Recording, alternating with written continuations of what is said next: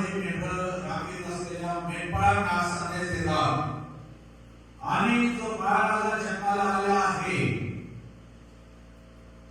तो त्याच्याविषयी ते सांगतात आणि ते म्हणतात की तुमच्यासाठी जी आनंदाची वार्ता आहे, जो मोठा आनंद लोकांस होणार आहे, ती वार्ता अशी आहे, ती बातमी अशी आहे, ती न्यूज अशी आहे की तुम्हासाठी आज दाविदाच्या गावात जन्माला येतो ख्रिस्त प्रभू. हा जो पहिला शब्द आहे तुम्हासाठी, एक नातं दाखवत आहे देवाने त्याच्या लोकांसोबत, म्हणजे तुम्हासाठी, म्हणजे आम्हासाठी, म्हणजे सर्व मानवजातीसाठी सर्वात उत्तमातील उत्तम भेट दिली. तो म्हणजे त्याचा पुत्र, एक पुत्र आमच्यासाठी धारणारा जन्मला आहे. जेवढे सगळे गिफ्ट्स आहेत, बक्षीस आहेत जगामध्ये आजपर्यंत, मनुष्याला देतो जे काही गिफ्ट्स आहेत, किती महागडे असू द्या, किती किमती असू द्या, त्या सर्वांच्या मूल्यापेक्षा मौल्यवान अशी गिफ्ट, बक्षीस आमच्या पवित्र देवाने दिली आमच्यासाठी, ती म्हणजे त्याचा पुत्र धारणारा म्हणून दिला. या नाताळच्या दिवसात आम्ही हे जाणण्यासाठी प्रयत्न करणार आहोत. हे वर्षभर बघतो आमचं आरोग्य दाता आहे, आमचा पुरवणारा आहे, आमचा मेंढपाळ आहे, आमचा संरक्षण करणारा आहे, आम्हाला आशीर्वाद देणारा आहे, आमच्या प्राण आहे. बस झालं. आज आपली दृष्टी आमचा धारणारा आहे, ज्याच्यामुळेच तारण मिळते, ज्याच्यामुळे क्षमा मिळते आणि ज्याच्यामुळेच आम्ही देवपुत्राकडे प्रार्थना करू शकतो आणि ज्याच्यामुळे त्याच्या रक्तामध्ये शुद्ध होऊनच स्वर्गात जायचं तिकीट मिळतं. तो म्हणजे आमचा धारणारा, आमचा. जगात अनेक लोक उद्धाराचा मार्ग शोधत फिरत आहेत. अनेक लोक उद्धार व्हावा, मोक्ष प्राप्त व्हावे म्हणून लोक जगामध्ये वेगवेगळ्या पद्धतीने त्यांच्या परीने वाटेल ते करायला आज पण तयार आहे. करत नाही आमच्यासाठी तर दोन आमच्या जवळ.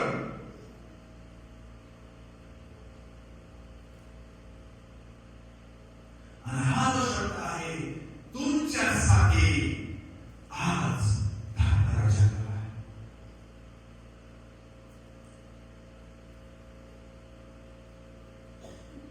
क्रिसमस सजवले आणि नाताळ सजला. सगळे आपले चर्चेस, सर्व आपला देश, सर्व आपले जग आज बघतो आपण पुष्कळ 24च्या रात्री क्रिसमस पाळतात, 25ला नाही. सगळीकडे डेकोरेशन आहे, सगळीकडे आनंदाचं वातावरण आहे, कॅरल सिंगिंग सुरू आहे, घरोघरी जाऊन आनंद व्यक्त केला जात आहे. मोठे मोठे क्रिसमस ट्री लोकांनी झाड लावले आहेत आणि तो एक गाणगाला आलेला आहे. माहिती असेल आपल्याला, त्याचं काम नाही, कुठून घुसला आमच्या घरात पाहिजे त्याची म्हटलं दाढी खेचून मारायला पाहिजे तिथे सापडलं.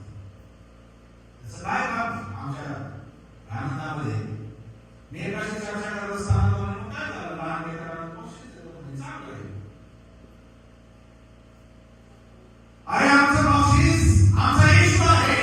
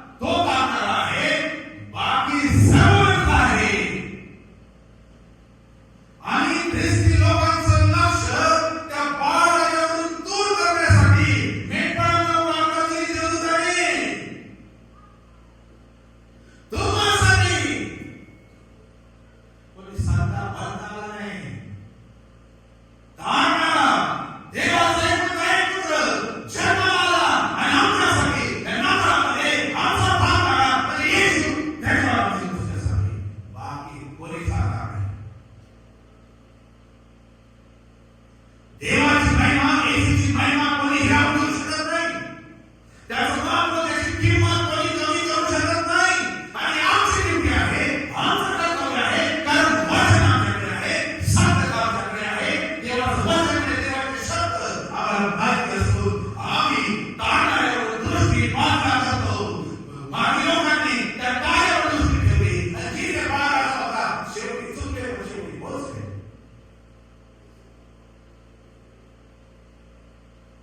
म्हणून मला शब्द आवडतो. तुम्हासाठी आणि वैयक्तिक म्हणूया माझ्यासाठी आज तारणारा शब्द आहे. मला सोडण्यासाठी,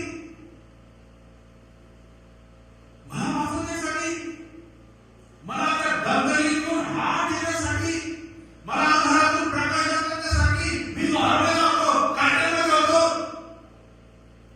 तिथून मला खाद्यावरून आणण्यासाठी, मला ज्या मी धुळीत होतो तिथून मला राजांच्या पंक्तीत बसण्यासाठी, तो रिस्पेक्ट देण्यासाठी, तो मान देण्यासाठी, ते स्टँडर्ड देण्यासाठी मला स्वतःला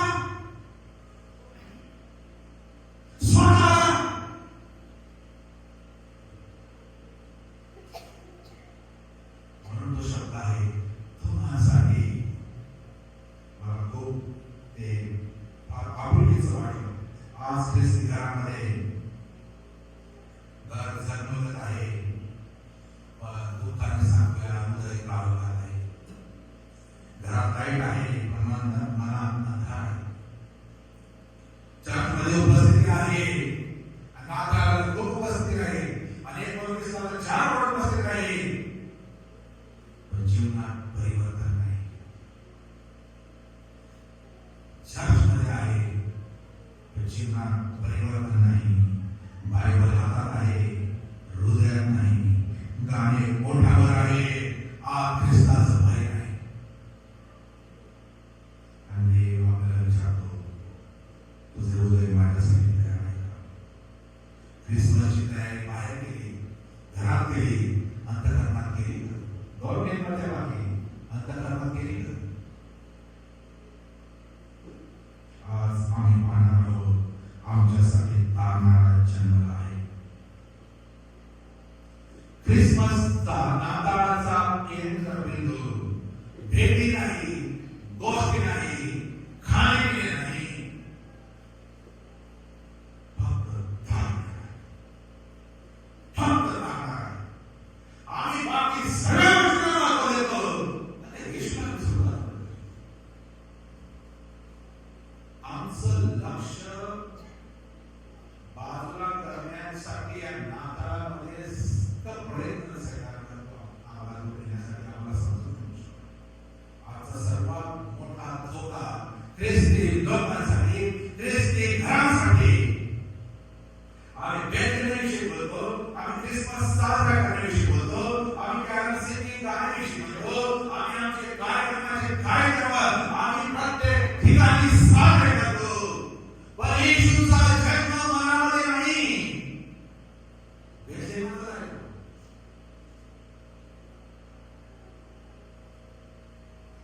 येशूला त्या उद्धारशाळेत जागा नव्हती. सर्व लोक त्या दिवसात आपली नाव निश्चित करून घेण्यासाठी ते आलेले होते. त्यामुळे सगळे हॉटेल्स, सर्व उद्धारशाळा, आपण आजच्या भाषेत बोलूया लॉरेस, जे काही राहण्याचे ठिकाण आहे सर्व फुल होते. आणि अशा वेळेस येशूला जन्म घ्यायची वेळ जवळ आली, त्यावेळेस जागा नसताना त्याला अशी जागा निवडली जी कोणी कल्पना केली नाही. आणि तुझे मोठ्या काय बोलाय, आपली सृष्टीचे ओझे आणि पाप पाहण्यासाठी देवाने त्याच्या पुत्राला पाठवलं. जो स्वर्गात जो होता, त्या तिथून तो खाली आला. असा व्यक्ती, असा माझा येशू कुठे जन्म घेतो, तर गायीच्या गोठ्यामध्ये, त्या गव्हाणीमध्ये, त्या चाऱ्यामध्ये, त्या जनावरांमध्ये, जिथे अंधार आहे, जिथे दुर्गंधी आहे, जिथे जनावरांचं मलमूत्र आहे, तो गोठ्याचा मार्ग पण आहे, स्वतः गोठ्यामध्ये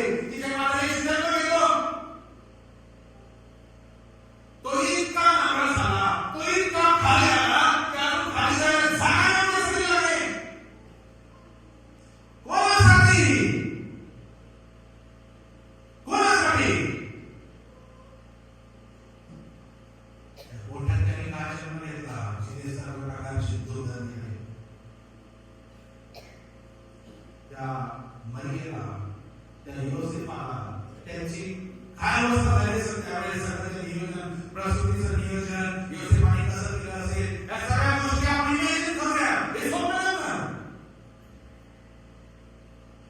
याच्यावरून आम्हाला एक गोष्ट आज शिकायची आहे, समजायची आहे. प्रभू येशू ख्रिस्ताने गाईच्या गोठ्यामध्ये जन्म घेतला. अशा दुर्गंधीच्या, अशा मलमूत्राच्या ठिकाणी, अशा अंधाऱ्या ठिकाणी जन्म घेतला. तो गोठा आम्हाला काय सांगत आहे? हा गोठा आमच्या अंतःकरणाचं प्रतीक आहे. त्या गोठ्यामध्ये जशी घाण होती तशीच घाण आमच्या अंतःकरणात आहे. तशीच पापाची दुर्गंधी आमच्या अंतःकरणात आहे.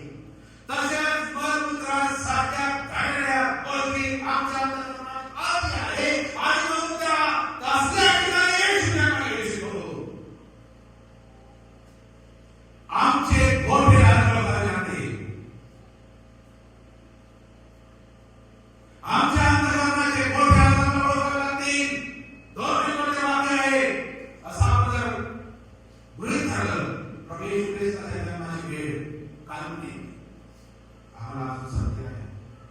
हा आमच्या अंतःकरणाचा गोठा, जिथे गाय आहे, बैल आहे, आणि सगळे ते पाळीव प्राणी, त्यांचं वर्ण आहे, त्यांचं आवरण आहे. आवाज सतत त्या अंतःकरणातून चुकीच्या घाणेरड्या गोष्टी करत आहे. कोणते गोठे आहे आमचे आज आम्हाला चिंता करणार आहे? व्यस्ततेचे गोठे, करमणुकीचे गोठे, खरेदीचे गोठे, पैशाचे गोठे, चुकल्या जाळ्यांचे गोठे, तुटलेल्या संबंधांचे गोठे, आणि या सगळ्या अशा गोठ्यामध्ये आमचा प्रभू येशू ख्रिस्त जन्म घेतो. आम्ही चेक करूया. कितीही वाईट परिस्थिती असते, माझी आज ते येशू विशुद्ध करू शकतो, ते येशू बनवू शकतो. व्यस्ततेचे गोठे, लोक शुभ आणायचा भाव आहे. लोक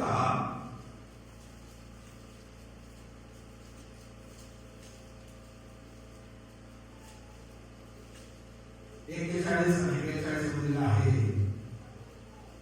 प्रभूने तिला उत्तर दिले, मार्थे मार्थे, तू पुष्कळ गोष्टींविषयी काळजी करतेस, परंतु थोडक्यात गोष्टींचे किंवा एका गोष्टीचे अगत्य आहे. मरे चांगला वाटा निवडून व्यस्तता आहे, जगातली काम आहे. आणि येशू म्हणतो, परंतु थोडक्यात गोष्टीचे किंवा एका गोष्टीचे अगत्य आहे, एका गोष्टीचं महत्व आहे. मार्थेला सांगत आहे की त्याला आपण पाहिजे सुरू केलं ते येशू पाहून म्हणाला, त्यासाठी स्वयंपाक करत होते. पण येशू म्हणतो, मी यालाच वाटतो तुमच्या घरात, किंवा मी तुमच्या घरामध्ये आहे, तुमच्या घरात आहे. बाकी भगत म्हटलं महत्व नाही, एक सेकंद महत्वाचा आहे. आणि तू त्या दुसऱ्या गोष्टीमध्ये वेळ घालवत बसलेली आहे. तू व्यस्ततेमध्ये आहे, तू कामात बिझी आहे. जो आला आहे त्याला महत्व न देता तू दुसऱ्या गोष्टी, औपचारिक गोष्टी करत बसलेली आहेस.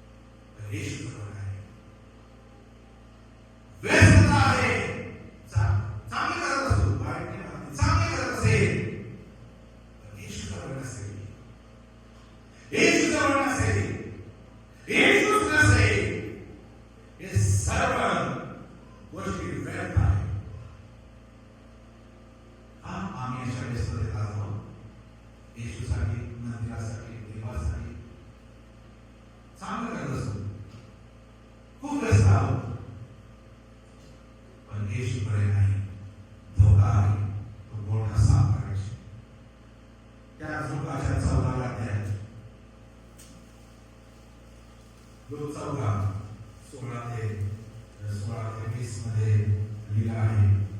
आणि त्याने त्याला म्हटले, कोणा एका मनुष्याने संध्याकाळची मोठी जेवणावर गेली तेव्हा पुष्कळांना आमंत्रण केले आणि जेवणाच्या वेळेस आता या तयारी झाली आहे असे आमंत्रिताला सांगावयास त्याने आपल्या एका दासाला पाठवले. तेव्हा ते सगळे साठीच निमित्त सांगू लागले. पहिला त्याला म्हणाला, मी शेत विकत घेतले आहे, ते मला जाऊन पाहिले पाहिजे. मी विनंती करतो, मला क्षमा असावी. दुसरा म्हणाला, मी बैलाच्या 5 जोड्या विकत घेतल्या आहे, त्या मी तपासायला जातो. मी विनंती करतो, मला क्षमा असावी. आणखी एक जण म्हणाला, मी लग्न केले आहे म्हणून माझे होत नाही.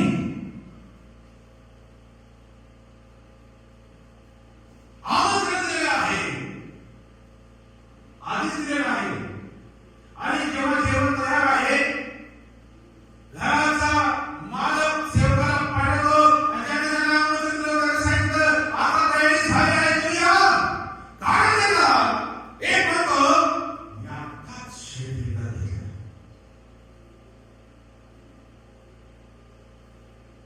ते मला जाऊन पाहिले पाहिजे.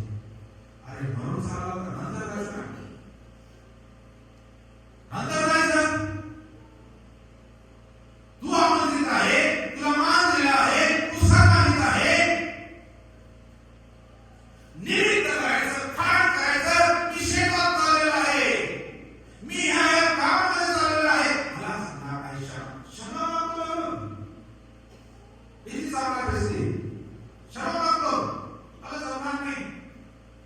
दुसऱ्याने कारण दिलं. दुसरा म्हणतो, 19 वर्षात मी बैलाच्या 5 जोड्या विकत घेतल्या आहे, त्या मी तपासायला जातो. आता वर्ष काय घराच्या मागं आहे का तपासायला? न येण्याचं कारण, देवाच्या राज्यात येण्याचं कारण, आमंत्रित असताना त्या आमंत्रणाला न जाणं म्हणजे त्या धर्माचा अपमान करणं. त्या बैलाच्या जोड्या, ते शेत महत्वाचं आहे, पण तो धर्माला महत्वाचा नाही, त्याची शब्द महत्वाचे नाही, त्याची भेट त्यांनी केली महत्वाची नाही, तुमच्यासाठी टेबल लावले ते महत्वाचे नाही. सर्वांना सोडून तुम्हाला आमंत्रण दिलं, तुमची इज्जत केली, ती महत्वाची नाही. तिसऱ्याने तर इतकं बाहेर कारण केलं. तिसरा म्हणतो, 20 वर्षात मी लग्न केलं आहे म्हणून माझे योग नाही. अरे बायकोला घेणे, बायकोला घेणे, हे कोणतं कारण आपल्याकडे मला येत नाही. काय कारण? देवाकडे, येशूकडे येण्यासाठी का आमंत्रित असताना न येणं म्हणजे काय? काय झालंच आहे पुढच्या वर्षात. जेव्हा त्या दासाने घड्याला वर्तमान सांगितलं, तेव्हा घरधण्याला राग आला.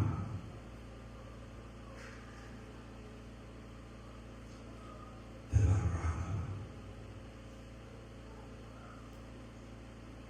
आमची प्रायोरिटी, आमची प्राथमिकता हे डेकोरेशन, हे खाणे-पिणे, हे प्रोग्राम्स, हे कार्यक्रम, हे फिरणे, हे आहे. पण ह्याच्या अगोदर सर्वात पहिले काय आहे, तर तो तारा जो माझ्यासाठी, जो आमच्यासाठी छानला, त्याच्याकडे येणं, त्याच्याच राहणं, त्याला स्थान देणं, त्यालाच पहिलं स्थान देणं, त्यालाच किंमत देणं. ह्याच्यापेक्षा नाताळ नाही. जर आम्हाला दुसरा नाताळ समजला असेल तर मला सांगायला वाईट वाटलं. तो नाताळ नाही, नाताळ हा आहे जो मेंढपाळाने पाळला.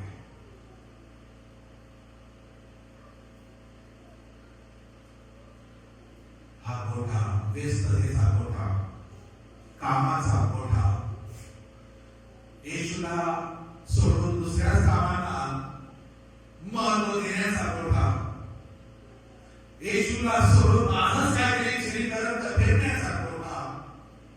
येशूला आज आम्ही सांगायला ही गोष्ट बदलू शकतो, कारण त्या गोठ्याच्या नव्हेला आज माझ्या व्यस्ततेच्या गोठ्यात जन्म घे आणि मला दाखव, माझी दृष्टी तुझ्यावर खिळलेली राहू दे, फोकस राहू दे. दुसरा बोलला करमणुकीचा पहिली योहान दुसरा अध्याय,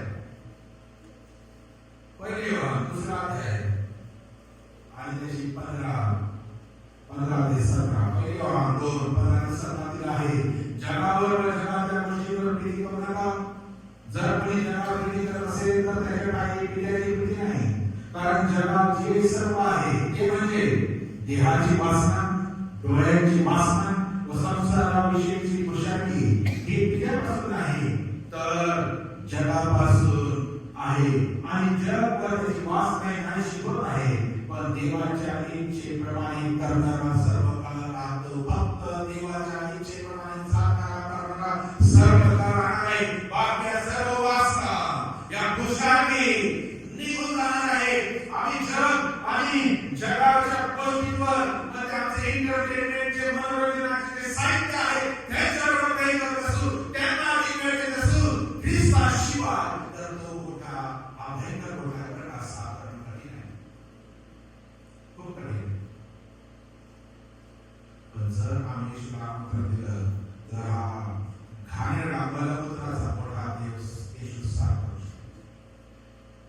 मनोरंजनाशी जसं त्या सांतावर आमची नजर हटून त्याच्यावर केंद्रित केली, त्याचप्रमाणे ही गोष्ट आहे.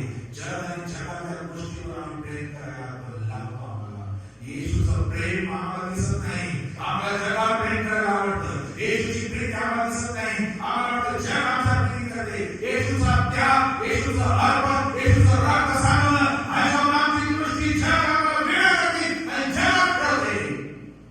हा बलपुत्राचा मोठा येशूशिवाय कोणीच करू शकत. पुष्कळांचे डोळे ह्याच्यामुळे, या मोबाईलमुळे आणि या करमणुकीमुळे आंधळे झाले, आंधळे झाले आहेत. तिसरा कोठा आम्ही पाहूया, खरेदीचा कोठा. दुसरे करेन 9 आणि 8. दुसरे करेन 9 आणि 8.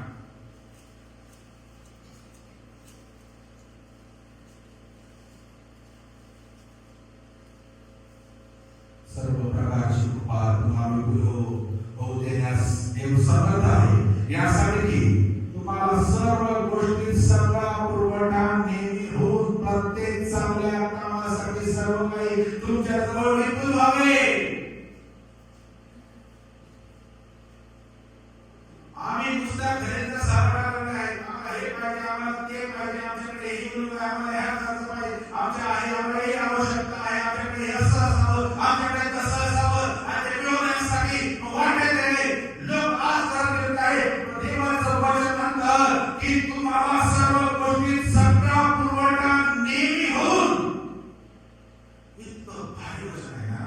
फरक असतो, तुम्हाला सर्व गोष्टी सगळा पुरवठा तो पण नेहमी होऊन प्रत्येक चांगल्या कामासाठी सर्व काही तुमच्या जवळ विपुल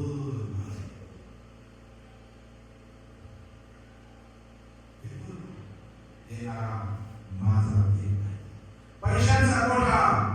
आज या पैशांपायी आमचे, या कोठ्यांपायी आमचे कुटुंब उद्ध्वस्त झाले.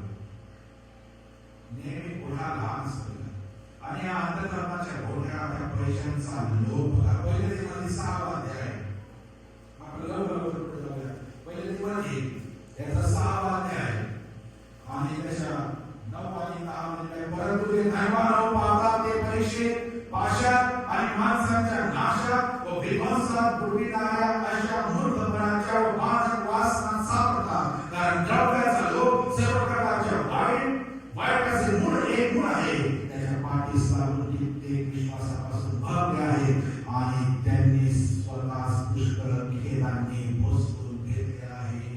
पैशाच्या माग असणारी होती, पैशाची घाव असणारी होती. तो पुष्कळ गोष्टींनी, पुष्कळशा खेदांनी स्वतःला भोसकून घेतो.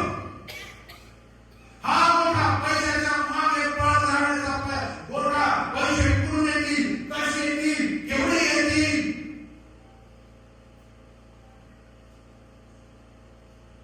इब्राहिमाचा पत्र 13 अध्याय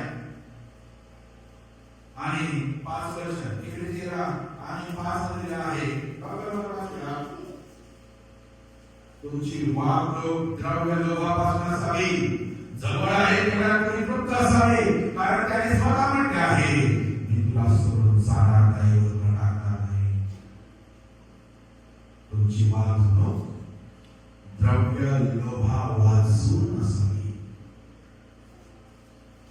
जर हा पैशांचा मोठा आम्ही लिहिला असता आज देवाचं वचन आम्हाला सांगत आहे, याच्यापासून आम्हाला पळायला उपदेशाचं पुस्तक 5 अध्याय आणि 10व्या वचनामध्ये लिहिलं आहे ज्याला पैसा प्रेम वाटतो. परत वाचूया उपदेश 5 आणि 10 दिला आहे ज्याला पैसा प्रेम वाटतो त्याची पैशाने तृप्ती होत नाही. जो बिलकुल धर्माचा विरोध करतो त्याला काही लाभ मिळत नाही, हे वेगळं आहे.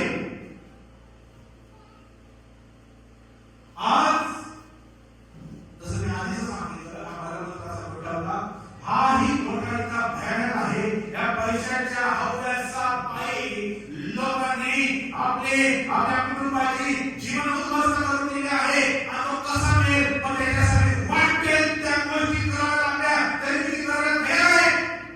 अनेक ती गोष्टी कराव्या लागल्या त्याही ती करायला तयार आहे. आणि कर्ज हा खड्डा भरायचा, दुसरा भरला, अजून मोठा खड्डा चालूच आहे. हा खड्डा परिवार उद्ध्वस्त करणार आहे. त्या मोठ्याची म्हणजे आपल्या खरोखर परिवाराची हालत मोठ्यासाठी करून देणार आहे. इथला कावळा इथून निघून जाईल. विश्वास परिस्थिती बदलू शकतो जर आम्ही आमच्या ताब्याला अजून एक मोठा भयानक असा आहे तो म्हणजे चहाड्या आणि चुकल्यांचा घोटाळा. स्तोत्र मारा आणि त्याची एक गतीमध्ये लिहिलं आहे. स्तोत्र मारा एक गतीमध्ये लिहिलं आहे हे परमेश्वराच्या मंडपात कोण असतील वस्ती करेल तुझ्या पवित्र नावाला कोण राहील. जो सात्विकतेने चालतो रीतीने वागतो मनापासून सत्य बोलतो. तिसरं वचन आपल्या जीवेने चुकली करीत नाही, आपल्या सोबत्याचे वाईट करीत नाही, आपल्या शेजाऱ्याची निंदा करीत नाही.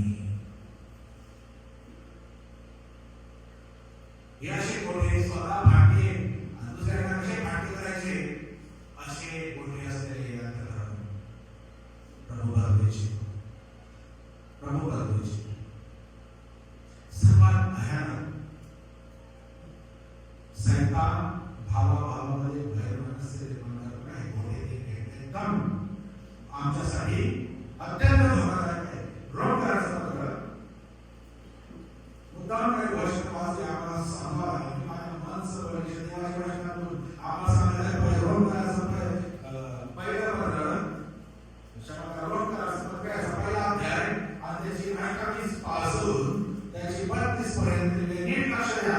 रोम 28 पासून आणखी ज्या अर्थी देवाची जाणीव ठेवण्यास ते मान्य झाले नाही त्या अर्थी देवाने त्यांना अनुचित कर्मे करण्यास विपरीत मनाच्या स्वाधीन केले. सर्व प्रकारची अनिती दुष्टपणा लोभ वाईटपणा यांनी भरले असो केव्हा दोन कपट बुद्धी यांनी पुरेपूर भरलेले होते. ते चाटखोर निंदक देवाला टीका असलेले उद्धट गर्विष्ठ बडाईखोर कुकर्म कल्पक माता पितांची अवज्ञा करणारे निर्बुद्ध वचन भंग करणारे मंत्रही निर्दयी होते. जे ह्याने वागतात ते मरणास पात्र आहे. हा देवाचा निर्णय त्यांना ठाऊक असूनही ते स्वतः त्या गोष्टी करत असतात. इतकेच केवळ नव्हे तर त्या करणाऱ्यांना संमती देतात. इतकं जबरदस्त वचन आहे तरी तुम्हाला प्रेम या सगळ्या दृष्टी वाचते हे करतात आणि जे हे करतात त्यांना पण समजून येतात की ते बरोबर करतात. हे मोठे म्हणजे उद्ध्वस्त करत आहे. इतर इतकी अभ्यास आहे तुला जन्म घ्यायची इसला दाखवून म्हणून आपल्या जगाला स्वीकारायची असे लोक इतके घातक आहेत.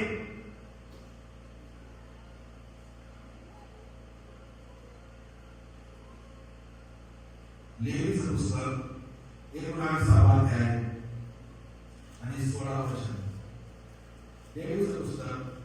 19:16 मध्ये आहे, आपल्या लोकांमध्ये चाहण्या करीत इकडे तिकडे फिरू नको, आपल्या शेजाऱ्याच्या जीवावर उडू नको. मी परमेश्वर आहे. आपल्या लोकांमध्ये चाहण्या करीत इकडे तिकडे फिरू नको. आपले लोक म्हणजे कोण? हे आपले लोक, एक मंडळी, एक क्लब. त्यांच्यामध्ये चाहण्या करीत इकडे तिकडे फिरू नको, आपल्या शेजाऱ्याच्या जीवावर उडू नको. मी परमेश्वर आहे. हजारो वर्षापूर्वी देवाने याद केले आहे. आणि खोटे चाहण्यांचे, चुकल्यांचे, आपल्या शेजाऱ्यांचे जीवावर उडण्याचे प्रभाव दाखवत आहे. अत्यंत भयंकर आहे. आणि शेवटला आपण त्याच्यामध्ये जो प्रभूने जन्म घेण्याची आज अत्यंत गरज आहे, तो म्हणजे तुटलेल्या संबंधांचा मोठा. आज लोक जडत करत घेऊन, तुटलेल्या घेऊन, किती जण शिवले जात नसलेले अंतकरण घेऊन आज सगळ्यांमध्ये वावरत आहे. तुकडे झालेले अंतकरण घेऊन भाऊ-भाऊविषयी, बहीण-भाऊविषयी, बाप-लेकरांविषयी, भाऊ-भाऊविषयी, शेजारी-शेजाऱ्यांविषयी वाचन याचा 5वा अध्याय. सैतानाला वाटतं आमच्या दिमागी मत्तई 5:23 आणि 24 मध्ये आहे, यास्तव तू आपले दान अर्पण्यास वेळी जवळच आणीत असता, आपल्या भावाच्या मनात आपल्या विरुद्ध काही असे तुला स्मरण झाले तर तिथेच वेदीपुढे आपले दान ठेव आणि निघून जा. प्रथम आपल्या भावाबरोबर समेट कर, मग येऊन आपले दान अर्पण कर. या भांडारात टाकलेलं दान विदाऊट समेट केलं असेल नाही.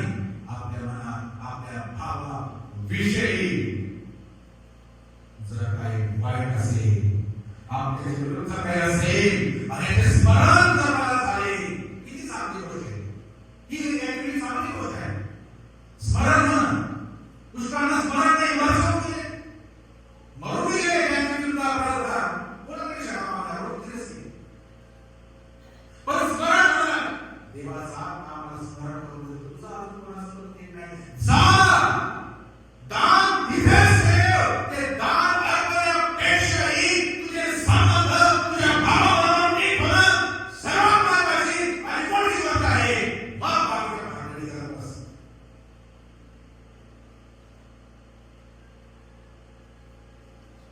सैतानाला वाटत नाही हे मोठ्याने शुद्ध करावे. सैतानाला वाटतच नाही माझ्या भावाकडे मी जावं, माझ्या बहिणीकडे मी जावं.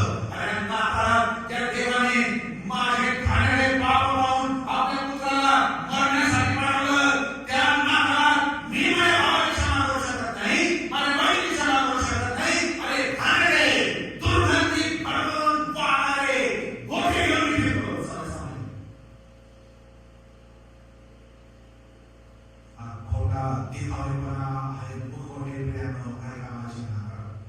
येशूची अवहेलना जी त्या सैनिकांनी मदस्ताना येशूची केली होती, त्याला समजायला मारू. आणि आमच्यामध्ये फरक नाही.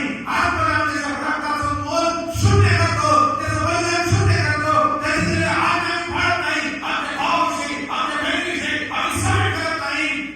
आणि म्हणून नाताळ आणि नवीन कपडे सूट घालून करत असेल, पण सगळी दुर्गंधी माणसाकडे जात. किती भारतीय स्प्रे आणि परफ्यूम मारा आध्यात्मिक रीतीने दुर्गंधी आहे. तर माझ्या भावाबरोबर माझे नाते, माझ्या बहिणीबरोबर माझे नाते, माझ्या शेजाऱ्यांबरोबर माझं जमत नसेल, मी त्याच्या चुकल्या त्याच्या चाळ्यात नसेल, मी त्याची हानी व्यवस्था नसेल, त्यानं माझं नाताळ पाळणं व्यर्थ आहे. शेवट माझा पहिले योहान 4 अध्याय आणि त्याची 20 ते 22 वचन. पहिले योहान 4:20 ते 22 मध्ये आहे, मी देवाला प्रीती करतो असे म्हणून जर कोणी आपल्या बंधूचा द्वेष करील तर तो लबाड आहे. कारण डोळ्यांपुढे असलेल्या आपल्या बंधूवर जो प्रीती करत नाही त्याला न पाहिलेल्या देवावर प्रीती करता येऊ त्याने आपल्या बंधूवरही प्रीती करावी ही त्याची आपल्याला आज्ञा आहे. ही त्याची आपल्याला ऑप्शन आहे. जमलं तर जमलं तर तो आला तर क्षमा द्या.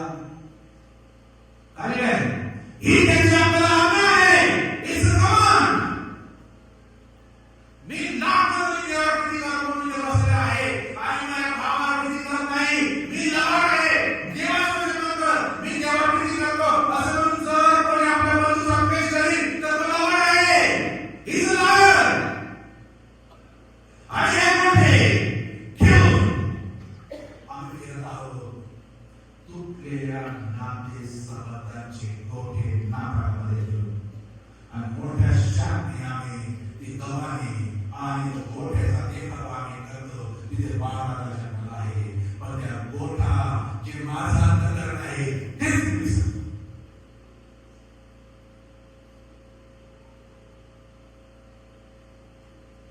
त्या नाकामध्ये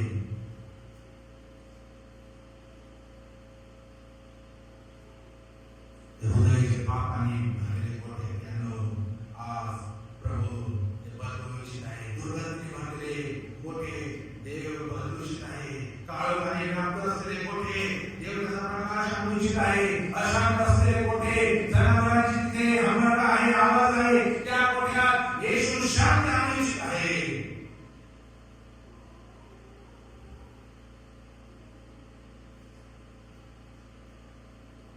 आमची तयारी आहे. मेंढपाळा नाती विरोध पडले तुम्हासाठी आज दाविदाच्या दारात धावण्याचे नाव. आज आम्ही ख्रिस्ती लोक भेटी देतो, भेटी घेतो. कोणाला भेट द्यावी असं मला वाटतं. आम्ही देवाकडे भेटीच मागतो वर्षभर. देवा मला नोकरी दे, देवा मला आरोग्य दे, देवा मला आशीर्वाद दे, देवा मला हे दे, देवा माझ्या प्रार्थना नाही. खूप ख्रिस्ती लोक भेटी मागतात पण देव म्हणतो मीच तुझी भेट आहे. येशू आमची भेट आहे. बाकी काय नको. त्या नावात आमची भेट आमचा येशू हेच आहे. दुसरी तिसरी भेट नाही. आणि म्हणून आज आम्हाला आमच्या गोठ्यामध्ये परिवर्तन आणण्याची गरज आहे. आणि म्हणून एक अजून एक गोष्ट आम्ही पाहूया इथे. पहिली योहानचा सुसमाचार 14वा अध्याय.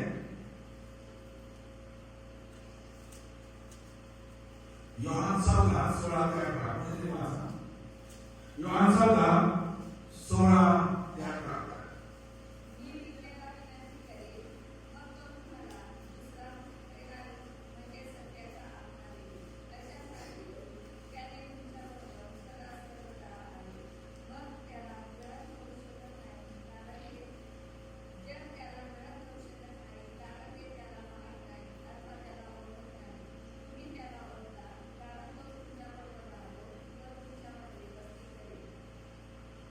येशू ख्रिस्ताचा स्वर्गलोक द्वार एकटा होणारा भेट म्हणून जेव्हा तो जात होता पुनरुत्थानानंतर तो अजून आम्हाला भेट देतो. त्या रात्री एकटा आम्हाला आठवण करावी लागली. आणि तो जाताना काय म्हणाला, मी पित्याला विनंती करेन मग तो तुम्हाला दुसरा कैवारी म्हणजे सत्याचा आत्मा देईल. कशासाठी त्याने तुम्हाला सदा सर्वदा आमच्याकडे राहावे म्हणजे आमच्या हृदयात राहावे. कोण? सत्याचा आत्मा. कोण? देवाचा आत्मा आमच्या हृदयात राहावा. आमचे हृदय खाली असू शकत नाही, रिकामे असू शकत नाही. आमच्या हृदयात येशू ख्रिस्त आला, मेला, उठला, गेला, आता परत येईल. पण आता काय आमच्याकडे? सत्याचा आत्मा आहे. सर्वधिक आहे, नेहमीच आहे. आमच्या हृदयामध्ये तो असला पाहिजे. आणि ही महान भेट, पवित्र आत्मा महान भेट देवाने ख्रिस्तानंतर आम्हाला ख्रिस्ताने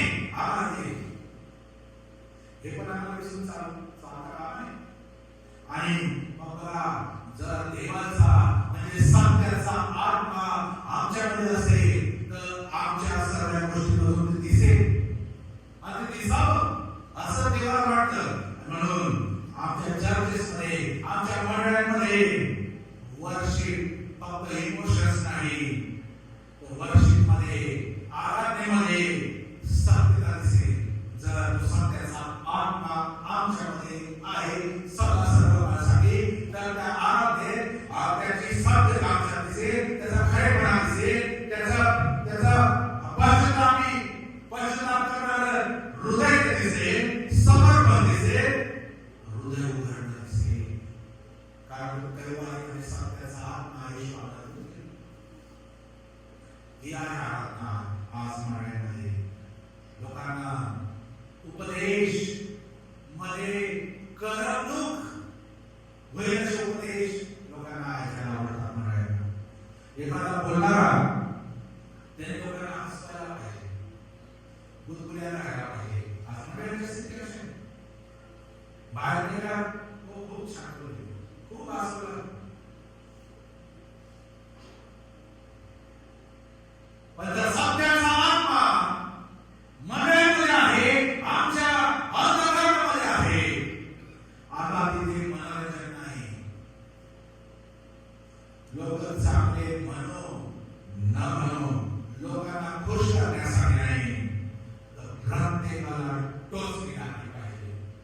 त्यासाठी देवाचा निरोप असतो. आणि जेव्हा सत्याचा आत्मा आमच्यात आहे, आम्हाला त्याच गोष्टी ऐकायला आवडेल की ज्याद्वारे माझी सुधारणा होईल, ज्याद्वारे माझं उदयपद समजेल, ज्याद्वारे मी जगाच्या चालीरीतीमध्ये थोडा बदल करण्याचा प्रयत्न करतो, तो परत मार्गावर येण्याचा, ते मला त्यासाठी मला त्याच्या वचनाद्वारे मला मार्गदर्शन करेल. या गोष्टीला ऐकायला आवडेल ना की कोणाचा नाश होण्यासाठी. देवाला तुझे आभार मानतो. मला दिसत नव्हतं, मला समजत नव्हतं, मी दुसऱ्या मार्गाने चाललो होतो, पण आज परत एकदा तुम्हाला तिथून परत योग्य मार्गावर आणलं. हा सत्याचा आत्मा मला सांगतो कुणाला खुश करायला आणि हसवण्यासाठी. आज मंडळामध्ये प्रियानो कधी तसा प्रयास आम्ही करूया. आपण गरज असेल त्याला सांगावं. आम्ही लोकांच्या आत्म्याची जबाबदारी घेऊन आणि त्यांना जीवनाकडे येण्याची जबाबदारी देऊन त्यांना सत्याला दाखवण्यासाठी त्या सांगण्याची जबाबदारी असते. ना की त्यांना खुश करण्याची, ना की त्यांना त्यांचं मनोरंजन करण्यासाठी. मनोरंजन भरपूर आहे जगात गोष्टी, पण सत्याला नेहमी आम्हाला टोचणी लागते. कारण चुकणारे व्यक्ती सांगणार आपण आणि ऐकणार आपण. आणि म्हणून आम्हाला इथे जावं लागलं. आणि म्हणून आजच्या चर्चेमध्ये, उपदेशामध्ये मनोरंजन नव्हे तर टोचणी हवी आहे. प्रार्थनेमध्ये सत्याचा आत्मा आहे, तर आमच्या प्रार्थनेमध्ये आम्हाला फक्त भविष्य ऐकणं नसेल, आमच्या प्रार्थनेमध्ये आमचं रोग निवारण करणं नसेल, आमच्या प्रार्थना फक्त आशीर्वाद मिळवण्यासाठी नसेल, तर आमच्या प्रार्थना पवित्र आत्म्याची तहान असेल, त्याची वस्ती करण्यासाठी विनंती असेल, सत्याचा आत्म्याची विनंती असेल. देवा आमच्याकडे काय मागत नाही, निदान मला करू देऊ नको, निदान मला वाईट मार्गाला जाऊ देऊ नको, माझ्या लेकरांना वाईट मार्गामध्ये अडकू देऊ नको. हे धोके टाळण्यासाठी प्रार्थना असेल, ना की मला हे दिलं, मला ते दिलं, अरे दिलं तर उलट ते काय देऊ द्यायचं कसं वेगळं. म्हणून देव देत नाही.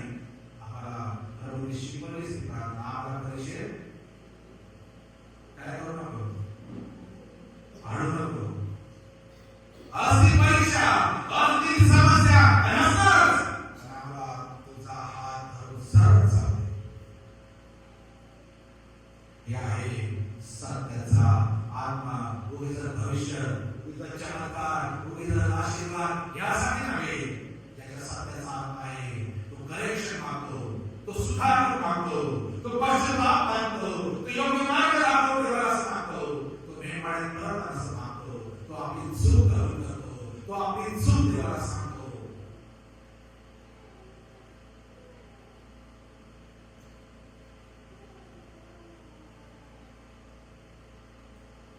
नाताळाची सर्वात मोठी आवश्यकता आम्हाला काय आहे? ख्रिसमससाठी पेंटिंग केलेले आहे आमची धर्म पेंटिंग, पण रिपेंटिंग नाही. पेंट केला आहे, रिपेंटिंग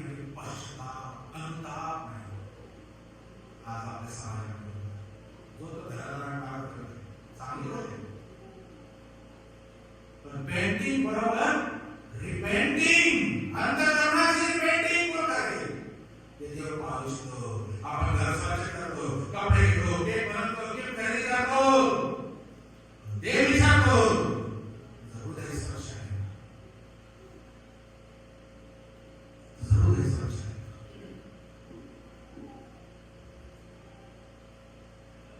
ख्रिसमसची तयारी मी मुद्दा सांगतो थांबतो. ख्रिसमसची तयारी, नाताळची तयारी, देवाकडे 6 गोष्टी आम्ही मागणार आहोत. 6 2 महिन्यामध्ये 2 रविवार आमच्याकडे, 2 आठवडे आमच्याकडे आहे आणि वर्ष संपायला खूप कमी दिवस बाकी आहे. 6 गोष्टी नाताळात मागल्या देवाकडे. 1, देवा आमच्या आयुष्यातून पाप दूर कर.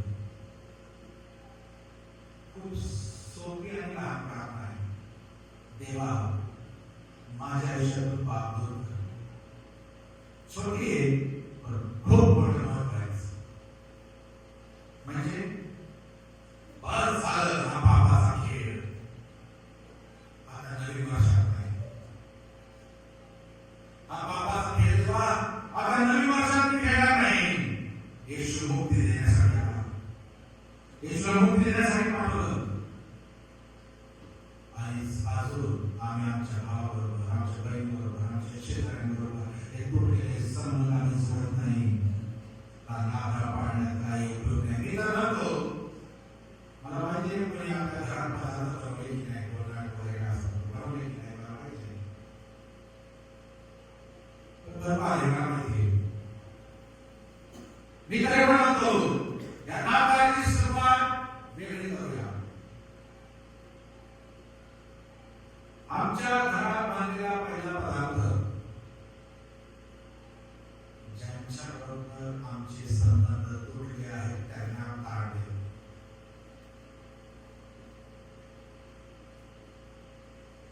बहुतांश शेजारीच द्या, सुरुवात करा. कोणीतरी इनिशिएटिव्ह घ्यायला हवे आहे, कोणीतरी पुढाकार घ्यायला हवा आहे. त्याला बहुराग नसतो, त्याला बहुराग निर्दोष आहे, त्याला बहुराग खरं लागतो, तो हुशार आहे, तो पहिला करेल. माणूस असेल नसेल त्याने माझं सांगितलं, तिने मला पहिले शिकवली, त्या गोष्टीला महत्व नाही. जो पहिले पाऊल टाकतो तो त्याला बहुराग चालवतो. पहिलं ताट त्या व्यक्तीला चालवूया, त्या मात्राला हिम्मत लागते. हिम्मत सर्वात मोठी डेअरिंग ती आहे. कोणाला मारण्यात झोडण्यात शिकायच्या डेअरिंग लागत. एखाद्या तुटलेले संबंध सोडवण्यात आपण एक पाऊल टाका, ते 10 पाऊल आमची मदत करेल. मी तर म्हणतो ज्याच्याकडे जाण्याचा निर्णय घेत आहे तो माझी वाटच पाहत असेल.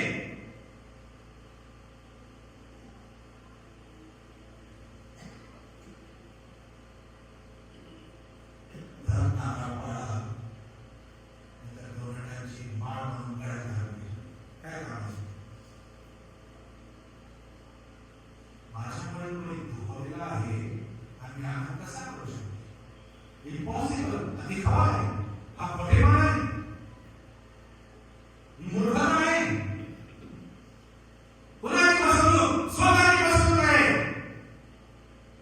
देव फसत नाही, स्वतः फसत आहे. माझ्या शरीरावर माझी संबंध नीट नाही आणि ज्याने सगळ्यांसाठी ईश्वर पाठवलं त्याचा स्वभाव नाही. इम्पॉसिबल आहे. पहिली गोष्ट माझ्या आयुष्यातून माझ्या प्रार्थना ऐकत नाही देव, कारण मी दुसऱ्याची क्षमा केली नाही म्हणून देव माझ्या पापाची क्षमा करत नाही. स्वभाव दुसरे तुटलेले संबंध आम्ही जोडायचे देवाने त्याचे आमचे संबंध तुटण्यासाठी येशूला पाठवलं. आम्ही देखील ते संबंध. तिसरी गोष्ट नाकारलेली माफी आम्ही स्वीकारूया. देवाने दिलेल्या शाखेचा आम्ही आदर करूया. खूप मोठी गोष्ट बरं का. फुकट मिळाली आम्हाला वाटली पण फुकट नाही. येशूने त्याची किंमत मोजली आहे. आम्ही नाताळ मागील वर्षामध्ये आम्हाला परत आणलेला ह्याच्या त्याच्या कहाण्यांवर नाही. आज लोक काय म्हणतो, पाळत काय म्हणतो, भविष्य सांगणारे काय म्हणतो, आणि प्राप्तीवाले काय म्हणतात ह्याच्यावर नाही. तुझ्या भस्मात काय आहे त्याच्याकडे बघतो. श्रम लागते एवढं वाचायला पण वाचावं लागेल. कारण हे सत्य आहे. मनुष्याला वाटतोय, मनुष्य स्वतःच्या गोष्टी सांगू शकेल, मनुष्य देशात करून सांगू शकेल. देवाचं वचन सत्य आहे, मला वाचावं लागेल. अशी प्रार्थना करूया. कुटुंबात एकत्र करूया. एकत्र प्रार्थना करूया. कुटुंब कोण आहे एकत्र येण्याची वेळ म्हणजे काय? आम्ही सर्व एकत्र कुटुंब आहे. फक्त 5 आणि 7 लोक ज्या एका घरात राहतो तेच कुटुंब नाही, ते मंडळी आमचं कुटुंब आहे. आणि सगळे सांगता बांधकारांना लाभ पाव टाकतो. आम्ही या कुटुंबाची एक जो कोणी याला फुटी तर आणि तडा पाडण्याचा प्रयत्न करत आहे, वैमनस्य निर्माण करण्याचा प्रयत्न करत आहे, आमचं विभाजन करण्याचा प्रयत्न करत आहे, आम्हाला फोडण्याचा तोडण्याचा प्रयत्न करत आहे. आम्ही सर्व मिळून ज्या स्वतःला हुशार समजतो, मुख्य समजतो, प्रमुख समजतो, घरचे पुढारी म्हणतो, सर्व मिळून एकत्र यावं लागेल, बसावं लागेल, एकत्र यावं लागेल. कारण एकत्र ते मध्ये देव आहे, विभाजनामध्ये नाही. विभाजनामध्ये नाही. खूप कमी दिवस आम्ही कॅलेंडर बघा 1 जानेवारी टाकायला आणि शेवटची गोष्ट या नाताळमध्ये प्रार्थनेत आपल्या दुनिया विकसित तिकडे देवाला परम स्थान, माझ्या येशूलाच पहिलं स्थान, बाकी कोणाला नाही. आणि येशूसाठी मी वाटेल ते करत आहे, माझ्या रक्ताचा शेवटला थेट पडलेला आहे अशी प्रार्थना देवाकडे करूया. तो दिसताच त्याचे पालन करायला पाहिजे, तो दिसताच त्याला धन्यवाद करायला पाहिजे, तो दिसताच त्याचं प्रेम मानायला पाहिजे, त्याची प्रीती, त्याची क्षमा, आठवड्याचे हृदय, सेन्सेशन, फिलिंग्स, भावना एवढ्या जाड जाण्याची ख्रिस्ती लोक कशी काय झाली आहे, एवढे कठीण दारासारखे अंतर्गत ख्रिस्ती लोक असू शकत नाही.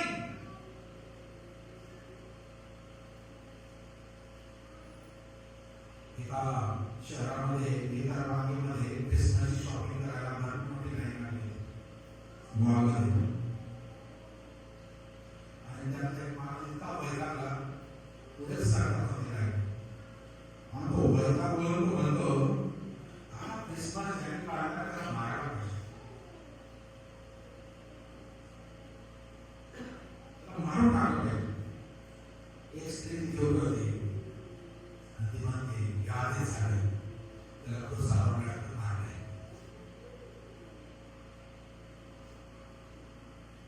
ख्रिस्ताचा जन्म म्हणजे माझ्या जुन्या जीवनाचा मृत्यू.